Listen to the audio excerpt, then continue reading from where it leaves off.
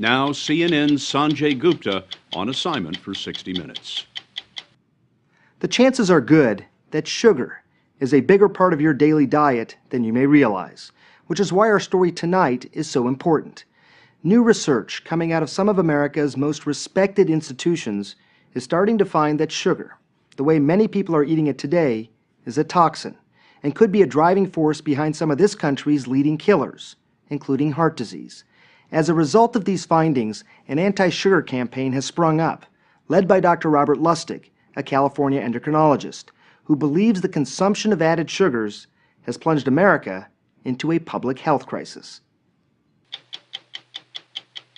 The story will continue in a moment.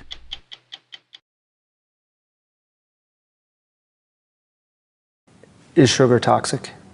I believe it is. Do you ever worry that just sounds a little bit over the top? Sure, all the time. But it's the truth.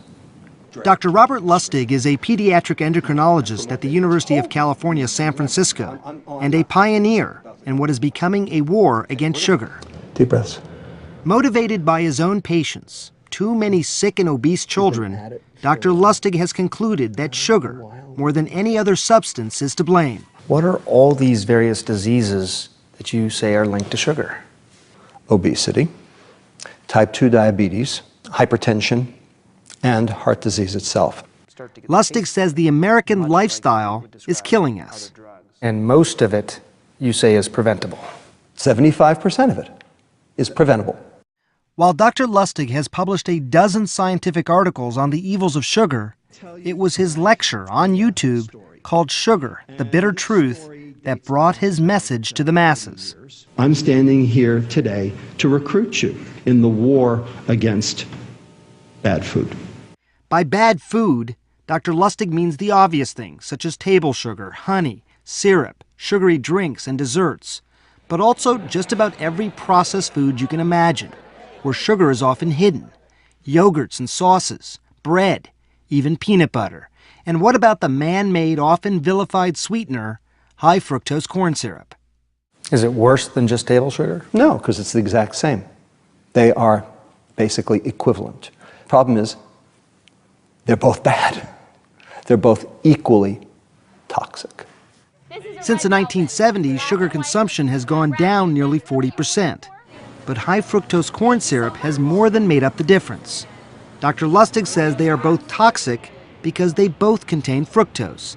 That's what makes them sweet and irresistible. We love it.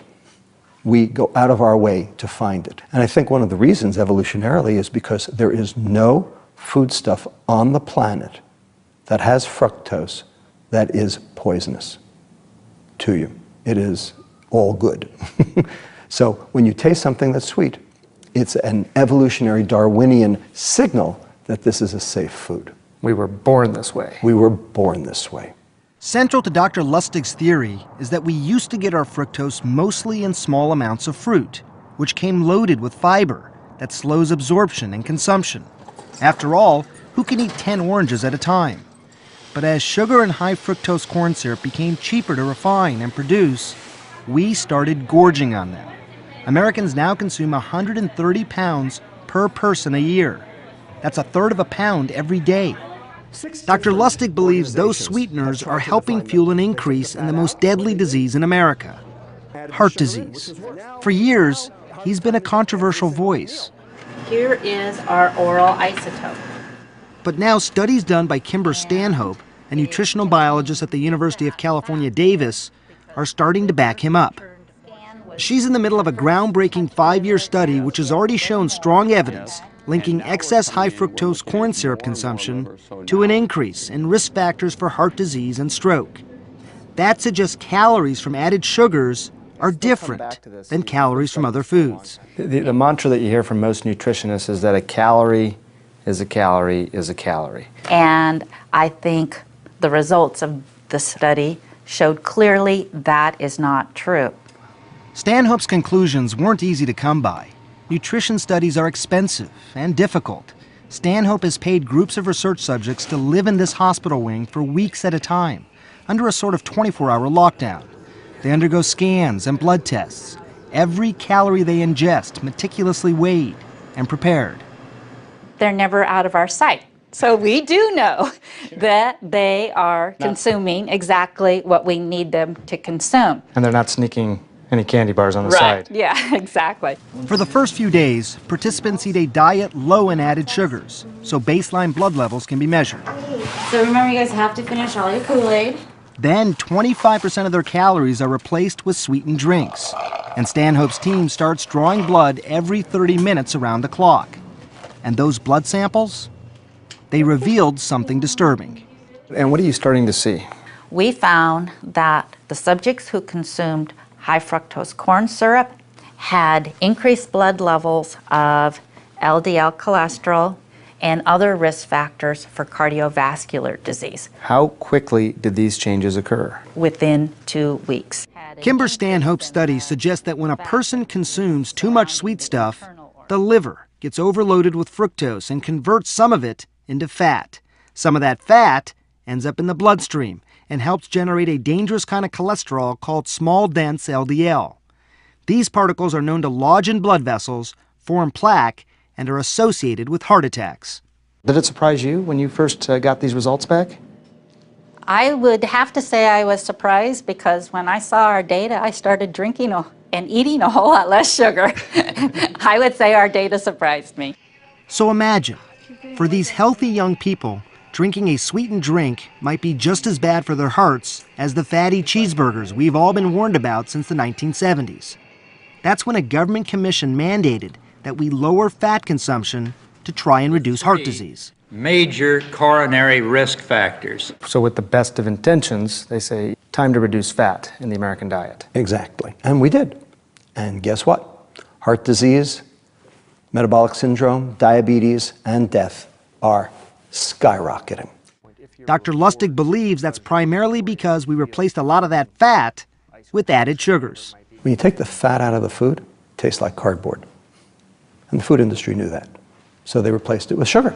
This idea that sugar increases this particularly bad LDL, the small, dense particles that are associated with heart disease. Do most doctors, do they know this? No, they do not know this. So this is new. And it turns out sugar has become a major focus in cancer research too. Louis Cantley is looking at the connection.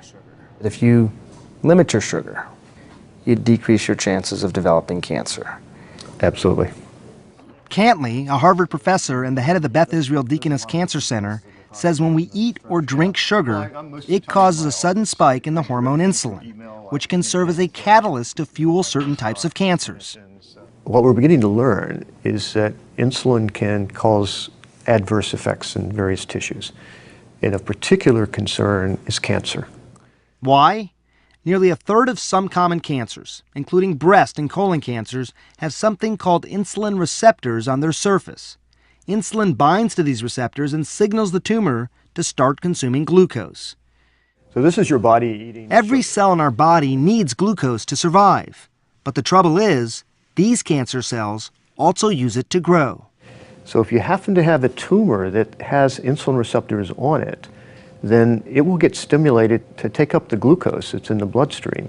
So rather than going into the fat or the muscle, the glucose now goes into the tumor, and the tumor uses it to grow. So you've just seen that tumor turn blue, which is essentially reflective of the glucose going into it. That's right. So these cancers, much in the same way that muscle will say, hey, I'd like some of that glucose. The fat says, I would like some of that glucose. The cancers have learned how to do this themselves as well? Yes, so they have evolved the ability to hijack that flow of glucose that's going by in the bloodstream into the tumor itself. Louis Cantley's research team is working on developing drugs that will cut off the glucose supply to cancer cells and keep them from growing. But until there's a breakthrough, Cantley's advice, don't eat sugar. And if you must, keep it to a minimum. In fact, I live my life that way. I rarely eat sugar. When you see a sugary drink, or if I were to offer you one, with all that you know, what's going through your mind? I probably would turn it down and get a glass of water. But for most of us, that's easier said than done. Turns out sugar is much more addictive than I think we had sort of realized early on. Eric Stice, a neuroscientist at the Oregon Research Institute, is using functional MRI scanners to learn how our brains respond to sweetness. Sugar activates the brain in a special way that's very reminiscent of drugs like cocaine. That's right, cocaine. All right, let's give it a shot. I climbed into the MRI scanner to see how my brain would respond. That's a straw that's been rigged to deliver a tiny sip of soda into my mouth. Stay as still as you can, okay? Okay, fine. Just as it hit my tongue, the scanner detected increased blood rushing to certain regions of my brain. In these images, the yellow areas show that my reward region is responding to the sweet taste. Dopamine, a chemical that controls the brain's pleasure center, is being released, just as it would in response to drugs or alcohol. So dopamine's released. That sort of makes me feel good. I'm experiencing some pleasure from having this kick. Right, that euphoric effect. So far be it for people to realize this, because sugar is everywhere. But you're saying this is one of the most addictive substances possibly that we have. It certainly is very good at firing the reward regions in our brain. Eric Stice says by scanning hundreds of volunteers, he's learned that people who frequently drink sodas or eat ice cream or other sweet foods may be building up a tolerance, much like drug users do. As strange as it sounds, that means the more you eat, the less you feel the reward. The result?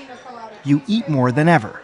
If you overeat these on a regular basis, it causes changes in the brain that basically it blunts your reward region response to the food, so then you eat more and more to achieve the same satisfaction you felt originally.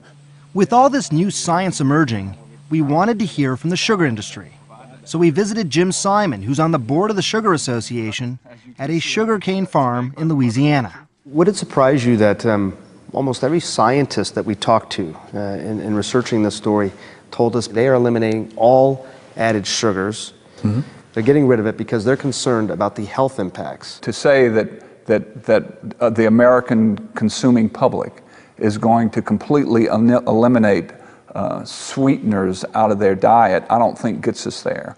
Simon cautions that eliminating sugar wrongly vilifies one food, rather than working toward the long-term solution of reducing calories and exercising. You know, a lot of people, Jim, are saying that sugar is different. It is bad for your heart and causing a lot of the problems that we are talking about. It is addictive, and in some cases might even fuel cancers. What would you, I mean, you've looked at this. You must have looked at some of these studies. What do you say about that? Science is not completely clear here. But some of these studies exist. I mean, what is a consumer, what are they to make of all that? Well, I would say to them that they've got to approach their diet in balance. Dr. Robert Lustig agrees. We need a balanced diet. But his idea of balance is a drastic reduction in sugar consumption. To that end, he co-authored an American Heart Association report recommending men should consume no more than 150 calories of added sugars a day, and women just 100 calories. That's less than the amount in just one can of soda. Ultimately, this is a public health crisis. And when it's a public health crisis, you have to do big things and you have to do them across the board. Tobacco and alcohol are perfect examples. We have made a conscious choice that we're not going to get rid of them, but we are going to limit their consumption. I think sugar belongs in this exact same wastebasket. Go to 60minutesovertime.com for Dr. Sanjay Gupta's take on how to find the hidden sugars in the American family diet. Sponsored by Pfizer.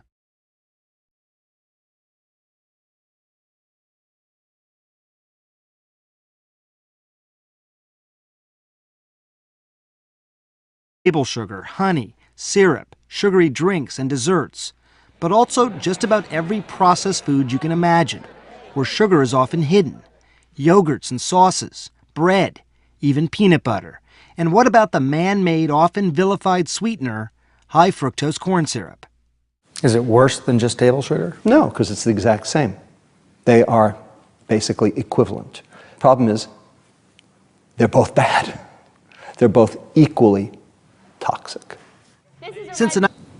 Dr. Robert Lustig is a pediatric endocrinologist at the University of California, San Francisco, and a pioneer in what is becoming a war against sugar. Deep1 breaths. Motivated by his own patients, too many sick and obese children, Dr. Lustig has concluded that sugar, more than any other substance, is to blame. What are all these various diseases that you say are linked to sugar? Obesity, type 2 diabetes, hypertension, and heart disease itself. Lustig says the American lifestyle is killing us. And most of it, you say, is preventable. 75% of it is preventable. While Dr. Lustig has published a dozen scientific articles on the evils of sugar, it was his lecture on YouTube called Sugar, the Bitter Truth, that brought his message to the masses. I'm standing here today to recruit you in the war against bad food.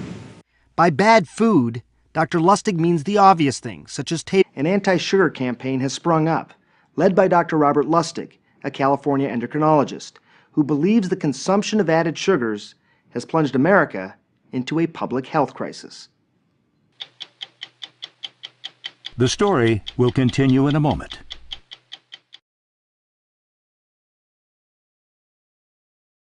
Is sugar toxic? I believe it is. Do you ever worry that it just sounds a little bit over the top? Sure, all the time. But it's the truth. Now, CNN's Sanjay Gupta on assignment for 60 minutes. The chances are good that sugar is a bigger part of your daily diet than you may realize, which is why our story tonight is so important. New research coming out of some of America's most respected institutions is starting to find that sugar, the way many people are eating it today, is a toxin and could be a driving force behind some of this country's leading killers, including heart disease. As a result of these findings,